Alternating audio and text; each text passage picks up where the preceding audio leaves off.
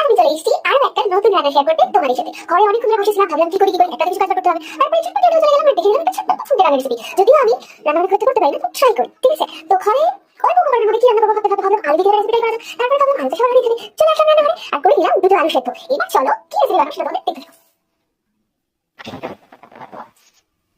তারপরে দিয়া তারপরে ভাবলাম আলু সেদ্ধ আমার হয় নাই, আরো একবার আলুটাই সেদ্ধ করতে হবে।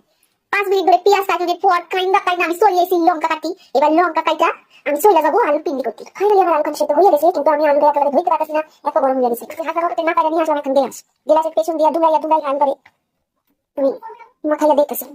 কি খুশি পিন্ডির কথা আমি নিজেও জানি না, খেতে কেমন হবে আমি তাও জানি না। তবে চেষ্টা করতে কি বলবো না, চেষ্টা তো করে যাইতেছি, গরম তো লাগতেছে, তবু আমার এটা বানাতেই হবে। অবশেষে গ্লাসের সাহায্য লইয়া আমি আলুটা দুলাইয়া মিশাইয়া আলুতে মাখানোর চেষ্টায় সফল হয়েছি।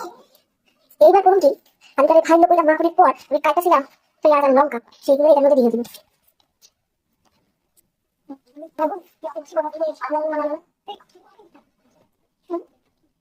দিয়া ভালো করে সব পেঁয়াজ একটু করে দিয়ে দিন।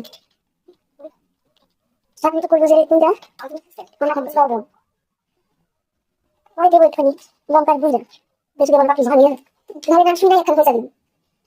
কি পরে দিব একটু কনফার্ম খাবার দিয়া ভালো করে সব খাইয়া মাখাইয়া একটা দুটা এলাকায় কাটে দিব। কড়াইতে একটুখানি সাদা তেল লইয়া কড়াইটা গরম করে ফেলুন। গরম করার পর যে মন্ডটা আমি মাইখা রেখেছি আলুর, সেটা গোল গোল করে হাতে পাকাইয়া একটু বোতলে খাইয়া দেবো।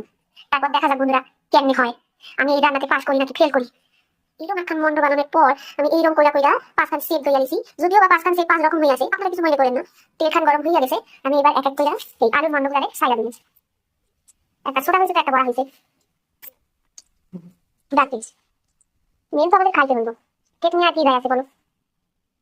বড্ড ভয় পাইতেছিলাম আলুগুলো যাতে লাইগা না যায় তেলের মধ্যে। তারপরে বহু কষ্টে মাথায় ডাইকা মন্ডগুলোরে ঘুরাইয়া দেখলাম একখান আলু তেলের মধ্যে লাগে নাই। তাহলে বন্ধুগণ আমি সফল হয়েছি বলতে পারি, তাই নাকি? ফাইনালি আমার আলু বুশির পিন্ডির চটকানা রেডি। এবার আমি একটু খেয়ে দেখি কেমন হয়েছে। তোমার সাথে তোমাদের দেবো? একদম দেবো না, আমি একাই খাবো। আমি এত রান্না করতে পারি, বিষয় হতো এখন। বাই বাই, আবার দেখা হচ্ছে নতুন কোনো এক্সপেরিমেন্টে। ততক্ষণ সবাই ভালো থাকো।